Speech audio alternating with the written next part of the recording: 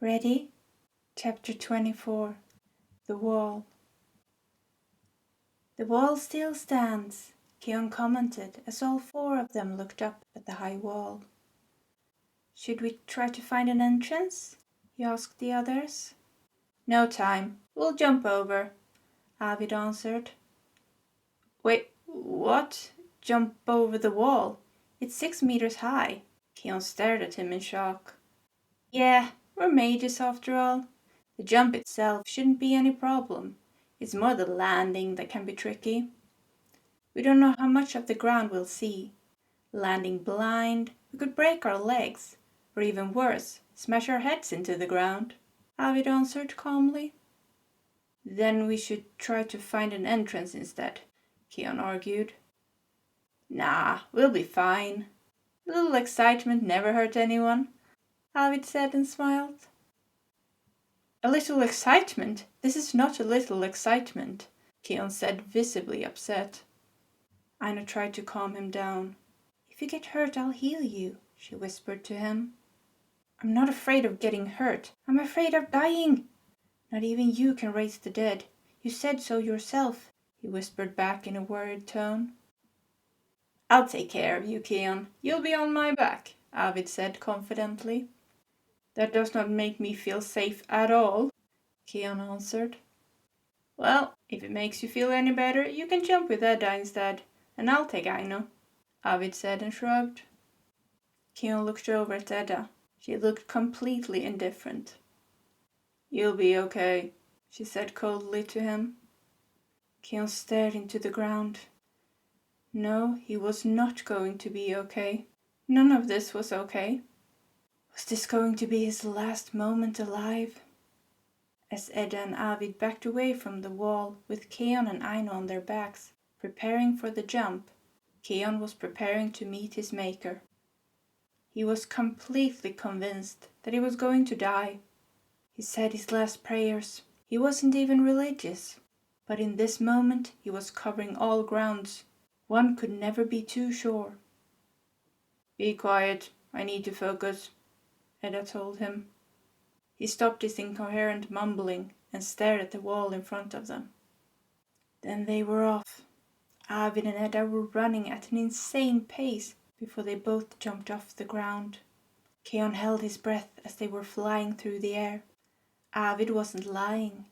They really could jump 6 meters into the air without any problem. Both of the officers landed at the top of the wall. Keon changed his previous non-existent breathing into hyperventilating. This was it. This was as far as he would come in life. It had been a good run, but it would have been better if he had just got to live a little bit longer. Edda and Arvid looked down at the ground. It was hard to see anything. They had to wing it. They looked at each other and nodded. They both touched ground at the same time, nailing the landing to near perfection. Keon had during this short air travel grabbed onto Edda so hard that he almost choked her. He eased his grip on her neck, trying his best to calm down his racing heart. He was alive. He was still alive. You okay? Edda asked him. Keon made some weird, constipated noise as a response. Edda took it as a yes. As Aino was riding on Keon's back once again, he still felt a bit weak in his legs. He was never going to do that again. Ever. Going back, they would be going through the entrance. That much he was determined on. How was the air travel? Aino asked him. One of the worst experiences in my life by far. I have never felt so many feelings in such a short period of time. I was even praying. I've never prayed before in my life, Keon answered. Which god were you praying to? She asked. I have no clue. Whoever was listening, he answered. Weren't there supposed to be metal fences here as well? Arvid asked Aino as they moved closer to the buildings. In the old world, yes. I guess it's only the wall that's still standing, she answered. They had yet to meet any of the yellow wolves patrolling the area. Aino pointed towards the building where she could feel Iosa. She was being held on the top floor. They could see 2 soldiers guarding outside the door. Arvid and Edda prepared to sneak up on them just as they walked into the building. The two mages looked at each other a bit confused. Had they just come when the soldiers were changing shifts? The door was left open. Arvid peeked in. There seemed to be no officers nearby. He signaled for the others to come in. Where were all the soldiers hiding? As they walked through the corridors, there was only silence.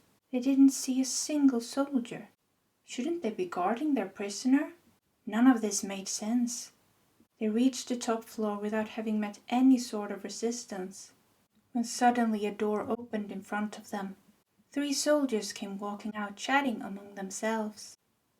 Aino cursed silently to herself. It had gone so well till this point. Keon turned his head to look at her. Did she have something to do with the empty halls? I can't believe we actually caught a blood mage, one of the soldiers said to the others. Yeah, she was a tough one. I just wish she would talk too. We need intelligence. We didn't lose 30 soldiers to come out empty-handed, another one responded. Just as the third was about to open his mouth, he felt a tap on his shoulder. He turned around, just to stand face to face with Arvid. Hello, the brigadier general greeted the soldier with a big smile before he punched him right in the chest, sending him flying several meters backwards. The other 2 soldiers looked at each other in horror before they turned around and tried to make a run for it. Not so fast. Arvid grabbed them by their collar and lifted them off the ground. He held them up in the air before he smashed them both into the hallway walls. They slid down, one on each side of the walls, completely passed out. The ruckus had attracted the attention of the other soldiers in the hallway. All the doors opened at the same time.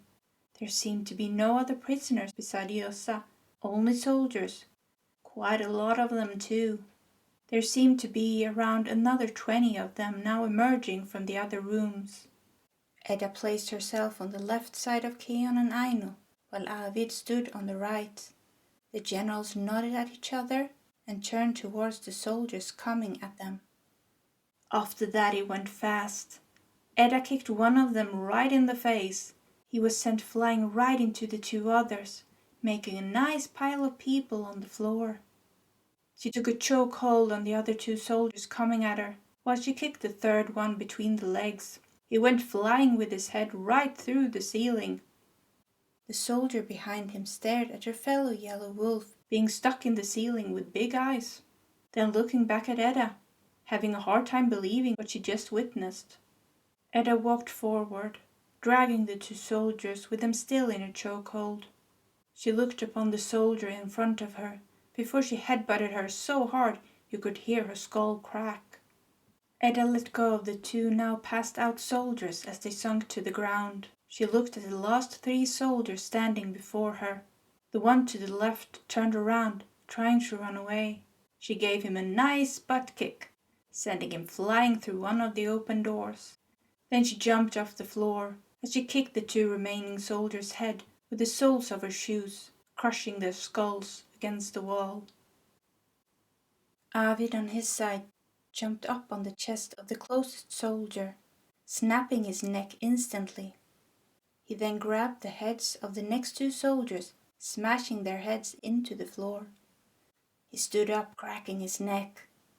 One of the soldiers came charging at him with an axe, easily dodged it, while somehow getting a hold of the weapon at the same time, decapitating the soldier who had been holding it in the first place. Arvid jumped up and started running sideways on the wall as he swung the axe, decapitating another 3 soldiers with just one swing. He landed on the floor in front of the last soldiers, as he once again swung the axe and another 3 heads flew through the air. He turned to Aino and Keon.